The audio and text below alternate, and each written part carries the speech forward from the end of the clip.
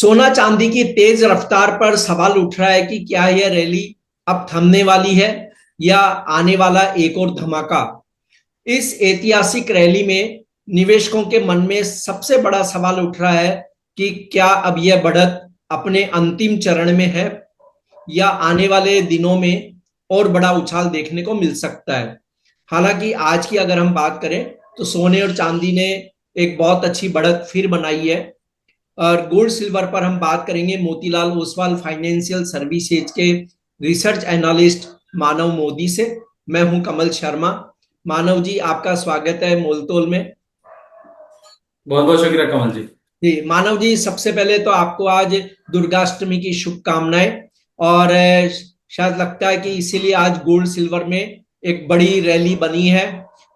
तो इस रैली के पीछे सबसे बड़ा कारण आप क्या मानते हैं? जी बिल्कुल, कमल जी, आपको और आपके दर्शकों को भी दुर्गाष्टमी की बहुत बहुत शुभकामनाएं।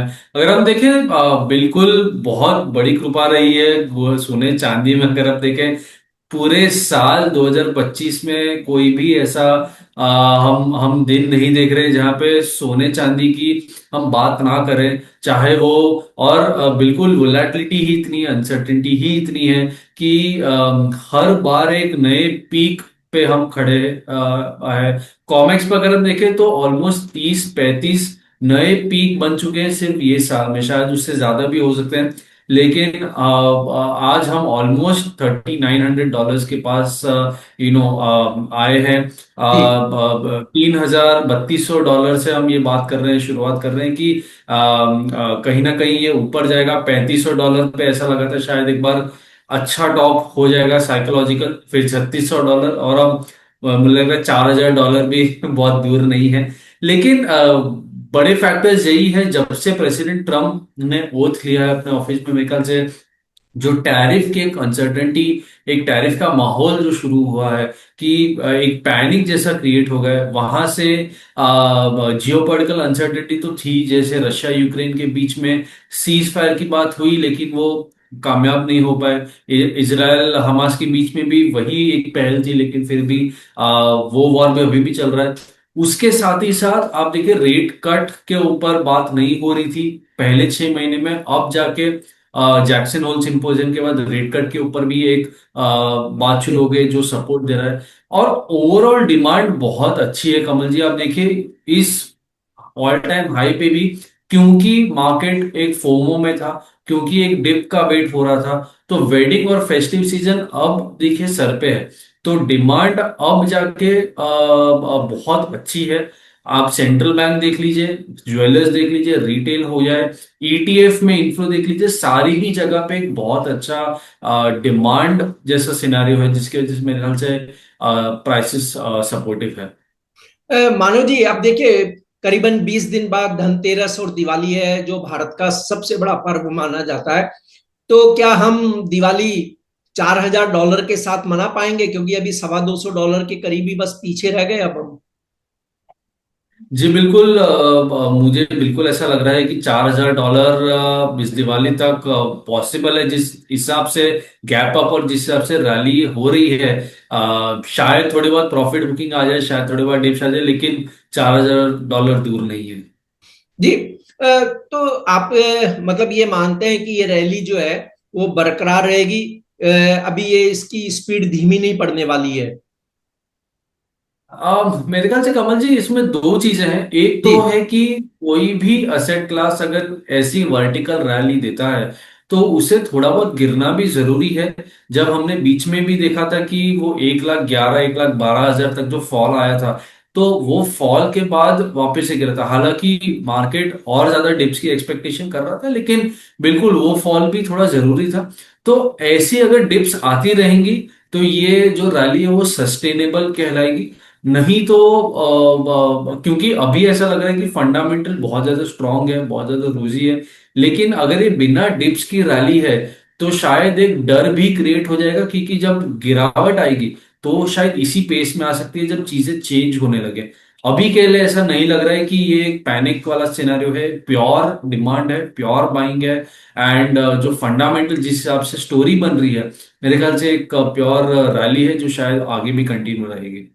अब देखिए मानव जी, जब क्या होता है कि जब कोई चीज के अगर इतने तेजी से प्राइस बढ़ते हैं कि बहुत जल्दी से, हम कहें कि 2025 1 जनवरी से लेके अब तक तो सबसे धुआंधार मामला रहा है गोल्ड और बिल्कुल। सिल्वर के लिए। तो ऐसे में जो निवेशक हैं जिन्होंने इन्वेस्टमेंट किया है, वो अब मुनाफा बुक करें या अभी और इंतजार करें? उनको लगता, आपको लगता हो कि अभी और प्राइस बढ़े तब वो इन्वेस्टर निकले? ट्रेडर्स की बात नहीं है, इन्वेस्टर की बात है ये। मेरे ख्याल से इन्वेस्टर के लिए कमल जी अभी भी जैसे मैंने कहा स्टोरी बहुत स्ट्रांग है। जी 1,20,000 तक की इमीडिएट जगह अगर हम 3900 3950 की भी बात करें तो रुपी भी कंटिन्यूअसली वीक होता जा रहा है। तो अगर हम 89 पे अज्यूम करते हैं $4,000, तो मेरे ख्याल से 1,20,000 के ऊपर ही भाव बनते हैं। तो शायद अगर इन्वेस्टर है, अगर अर्जेंसी नहीं है तो होल्ड कर सकते हैं। बिल्कुल बाइंग साइड एक माहौल अच्छा है।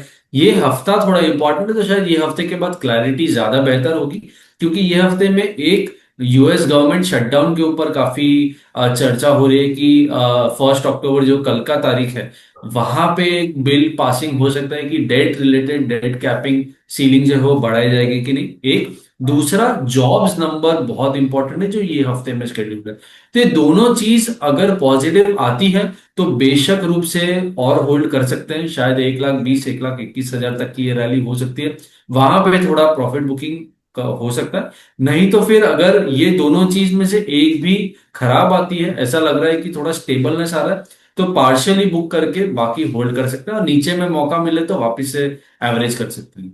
मानव जी, ऐसे में एक जो ट्रेडर है उसके भी मन में सवाल आता है कि इतने ऊंचे प्राइस पर ट्रेड करते समय एक सीधा सीधा अगर हम कहें तो ये होना चाहिए कि कलेजा बहुत मजबूत होना चाहिए, क्योंकि जहां प्रॉफिट भी है वहां लॉस भी है, रिस्क भी है और जी। गेन भी है।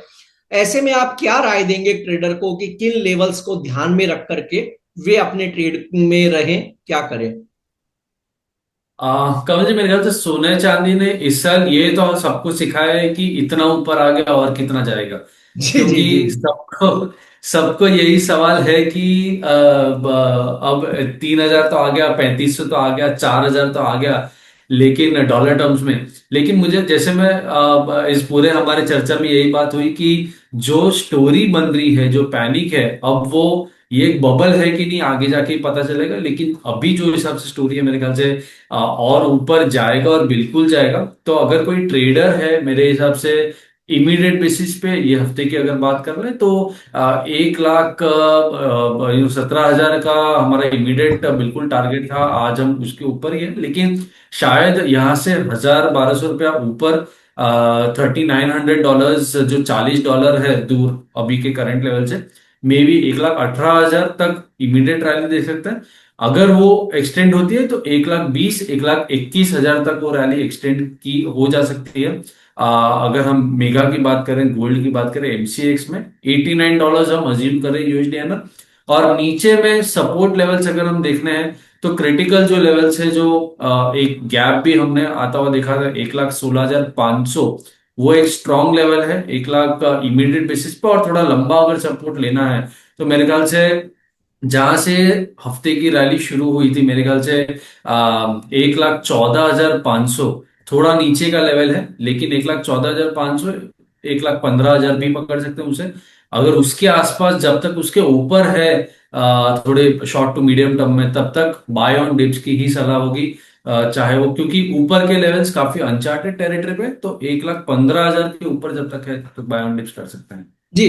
अ, और मानव जी, सिल्वर के लिए भी आप बता दीजिए कि जो सिल्वर के ट्रेडर्स हैं वो किन लेवल्स को ध्यान में करें, कहाँ फॉलो करें? जी सिल्वर मेरे ख्याल से बिल्कुल 1,44,000 45,000 के आसपास है। एमसीएक्स में अभी हम जब जी बात कर रहे हैं, मेरे ख्याल से उसी लेवल के आसपास एक रेजिस्टेंस भी बनता हुआ दिखता है, क्योंकि साइकोलॉजिकल लेवल है। लेकिन कॉमेक्स पे जो ऑल टाइम हाई है वो $50 का है। मुझे ऐसा लग रहा है ये रैली में शायद $50 का जो मार्क है वो हिट होना चाहिए। यहां से हम $3 दूर है, $3 से $4 दूर है, जो करीबन 8,000 9,000 रुपए की रैली है, जो मुझे लग रहा है अभी भी बाकी है। तो करीबन 1,46,000 1,45,000 से 1,47,000 तक का जो लेवल है वो एक टारगेट रख सकते हैं ऊपर में इमीडिएट बेसिस पे, और नीचे में 1,42 एंड 1,40 ये इमीडिएट सपोर्ट लेवल होगा, जहां पे जब तक इसके ऊपर है तब तक बाय ऑन डिप्स की सलाह मेंटेन होनी चाहिए। जी। मानव जी, आपका कोई डिस्क्लेमर?